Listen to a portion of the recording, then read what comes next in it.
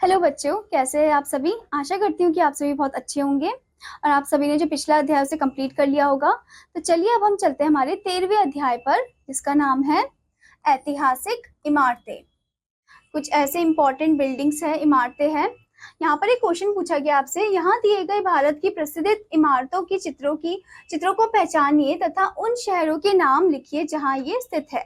आपको इन चित्र को पहचानना है और उन शहर का नाम लिखना है जहाँ पर ये स्थित है, जहाँ पर ये आपको जहाँ पर ये दिखाई देते हैं। ठीक है, जैसे कि सबसे पहला फिगर आपको दे रखा है, ये है गोल्डन टेम्पल। तो ये कहाँ पर है? ये अमृतसर में है। तो आप अमृतसर में, मैंने यहाँ पर 1 लिखा है, यानी कि आप फर्स्ट ब्लैंक में क्या फिल करोगे? अमृतसर फिल करोगे।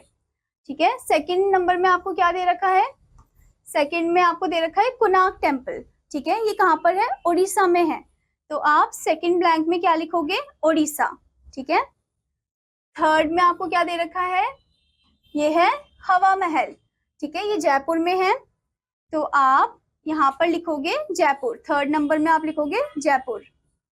नेक्स्ट आपको क्या दे रखा है? फोर्थ में ये है रेड फोर्ट, जहां पर इंडिपेंडेंस डे में क्या होता है? फ्लैग को हॉइस्ट किया जाता है। ठीक है, तो आप यहाँ पर लिखोगे लाल किला, जो कि कहाँ पर है? दिल्ली में है। तो आप यहाँ लिखोगे दिल्ली। ठीक है, फोर्थ ब्लैंक में। नेक्स्ट आपको क्या दे रखा है? ये है गेटवे ऑफ इंडिया। ये कहाँ पर है? ये मुंबई में है। तो आप फिफ्थ नंबर में क्या लिखोगे? मुंबई। फिर आपको क्या दे रखा है?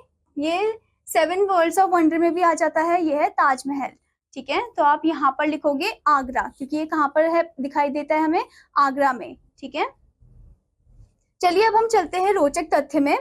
तो यहाँ पर बताया गया है ताजमहल विश्व के 7 आश्चर्यों में से एक है। इसे शाहजहां ने अपनी बेगम मुमताज महल की याद में बनवाया था।